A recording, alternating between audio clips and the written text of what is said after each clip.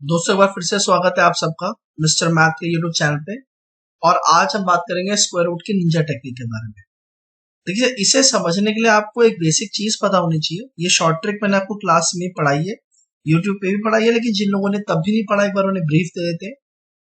तो किसी भी नंबर का, जिस नंबर के पीछे 5 है उसका स्क्वायर कैसे निकालते हैं। मान लीजिए 15 है, उसका आपको स्क्वायर निकालना है, तो आप उसका स्क्वायर किस तरीके से कैलकुलेट करें। ठीक है, बहुत ही सिंपल है। जो आपको पीछे 5 दिया हुआ है आप उसको इग्नोर कर सकते हैं, और 5 के अलावा आपको नंबर दिया हुआ है 1। तो 1 का नेक्स्ट नंबर कितना होता है? 1 का नेक्स्ट नंबर होता है 2। तो आपने 1 और 2 को आपस में मल्टीप्लाई करना है, आ जाएगा 2।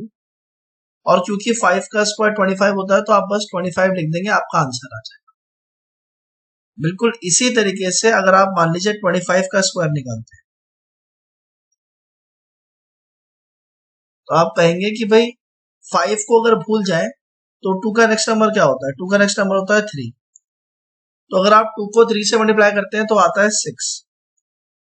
और 5 का स्क्वायर कितना होता है? 25 होता है, सॉरी। तो ये आपका आ जाएगा। बिल्कुल इसी तरीके से अगर आप मान लीजिए 45 का स्क्वायर करते हैं,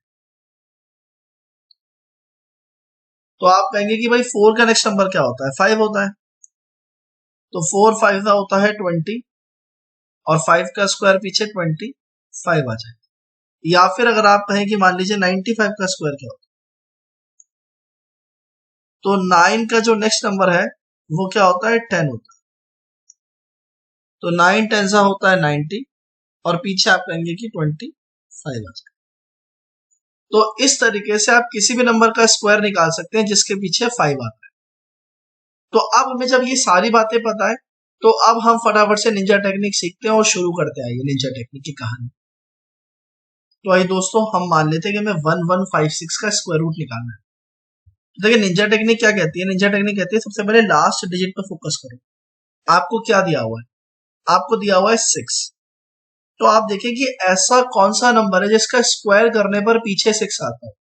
या तो 4 का स्क्वायर करने पर पीछे 6 आता है, या फिर 6 का। तो ये गारंटी कि जो आंसर है उसमें या तो पीछे 4 लिखा होगा या फिर पीछे 6 लिखा होगा। और दोनों में से कौन सा भी ये हमें मालूम। आगे चलते हैं। अब देखिए, स्क्वायर रूट है तो आपने लास्ट की 2 डिजिट छोड़ देनी है। क्या बच गया? अगर लास्ट की 2 डिजिट आप छोड़ देंगे तो बच जाएगा 11। 11 एक परफेक्ट स्क्वायर नहीं है, पर 11 से छोटा परफेक्ट स्क्वायर कौन सा है? भाई 11 से छोटा परफेक्ट स्क्वायर है 9।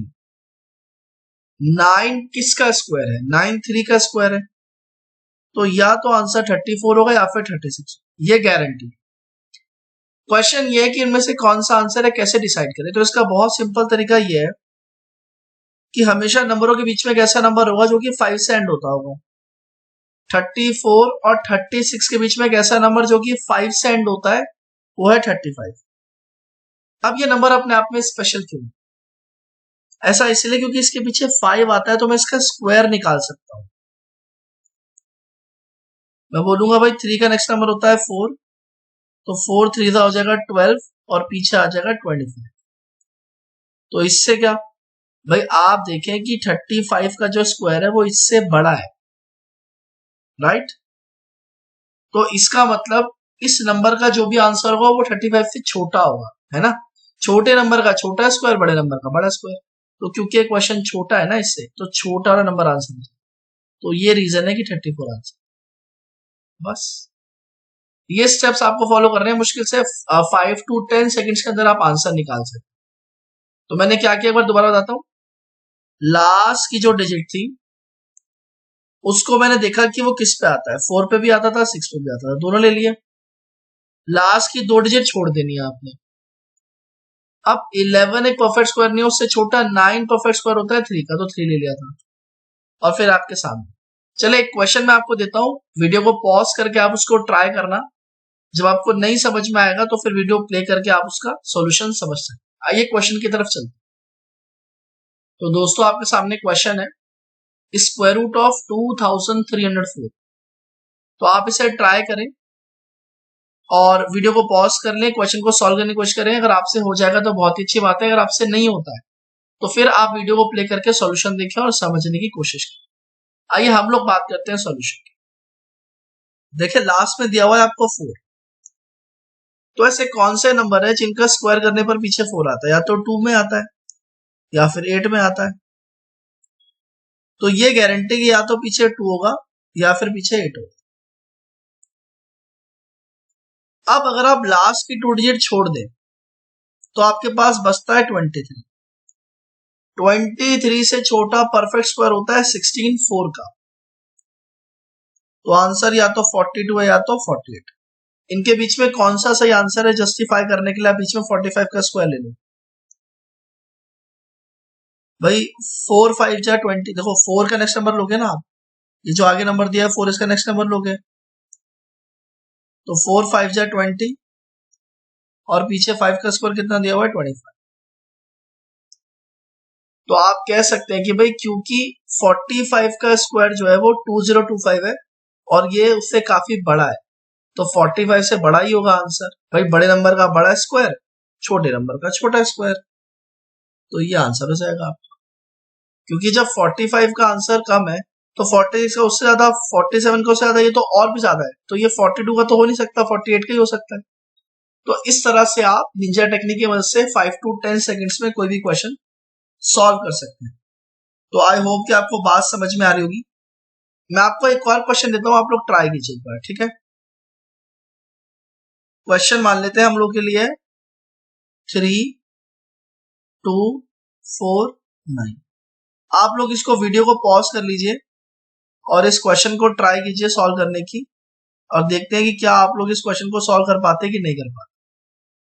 और अब मैं इस क्वेश्चन को सॉल्व कराता हूं, चले। तो लास्ट में आपको दिया हुआ है 9। तो 9 जो है, ऐसा कौन सा नंबर ऐसा स्क्वायर करने पे 9 आता है पीछे? या तो 3 का और या फिर 7। तो ये गारंटी कि या तो पीछे 3 होगा या तो पीछे 7 होगा। लास्ट की अगर 2 डिजिट छोड़ दूं तो 32 से छोटा परफेक्ट स्क्वायर होता है 25। तो या तो आंसर 53 है या फिर आंसर 57। तो इनके बीच में कौन सा नंबर आता है? 55 आता है। मैं ऐसा नंबर क्यों लेता हूं पीछे 5 वाला? क्योंकि मेरे को स्क्वायर करना आता है, मैंने शुरू में आपको सिखा भी दिया है। तो भाई 5 का नेक्स्ट नंबर होता है 6। 5 6 30 और पीछे कितना आ गया 25। तो क्योंकि ये बड़ा है तो बड़ा आंसर, सिंपल। चलिए मैं आपको 5 डिजिट का एक क्वेश्चन देता हूं, आप ट्राई कीजिएगा, देखते हैं क्या आप उसका आंसर निकाल पाते हैं कि नहीं निकाल पाते, ये देखने वाली बात होगी, ठीक है। वो ट्राई करते हैं हम लोग, तब पता चलेगा कि आप लोग कितना समझ में आ रहा है, ठीक है ना। तो ये ट्राई कीजिए आप, 1 2 3 2, ये ट्राई कीजिए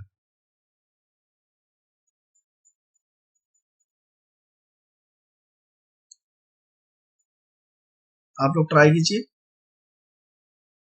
चल, अब मुझे उम्मीद है कि आप लोग तो वीडियो पॉज करके ट्राई कर ही चुके होंगे और हम लोग चलते हैं सॉल्यूशन की तरफ।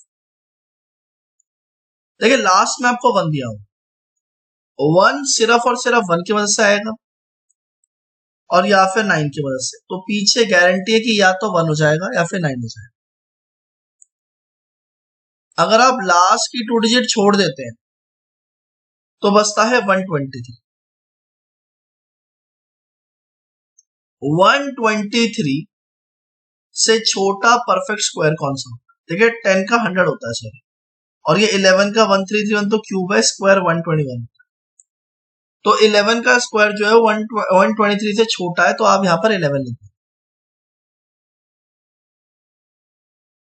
अब आप कहेंगे कि भाई इन दोनों के बीच में, मतलब आंसर इन दोनों में से कोई एक है, पर कौन सा है ये आइडेंटिफाई करने के लिए आप बीच में 115 लिखेंगे।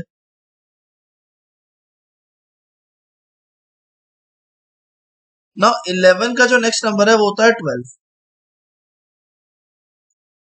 तो जब आप 11 को 12 से मल्टीप्लाई करेंगे तो मैंने 11 का भी निंजा टेक्निक सिखाया हुआ आप लोग क्लास में, 132 आ जाएगा और पीछे आ जाएगा 5 का स्क्वायर 25। तो क्योंकि ये नंबर छोटा है हमारे इससे, तो इससे छोटा वाला हमारा आंसर हो जाएगा। तो इस तरह आप 6 डिजिट का या 7 डिजिट का भी स्क्वायर रूट बहुत ही आसानी से निकाल सकते हैं। क्योंकि स्क्वायर रूट तो अप टू 30 तक याद होते हैं बच्चों को, और नहीं याद होते हैं तो मैंने उसका भी निंजा टेक्निक सिखाया हुआ है, कल क्लास में सिखाया था, वैसे भी बहुत सिखाया हुआ है, और आप कहेंगे तो यूट्यूब पे भी आप बहुत जल्दी आपके लिए डाल दिया जाएगा। तो आई होप कि आपको निंजा टेक्निक का आइडिया अच्छे समझ में आया होगा। Thank you so much for watching this video. Please share it and subscribe my channel. Thank you so much. Have a very good day.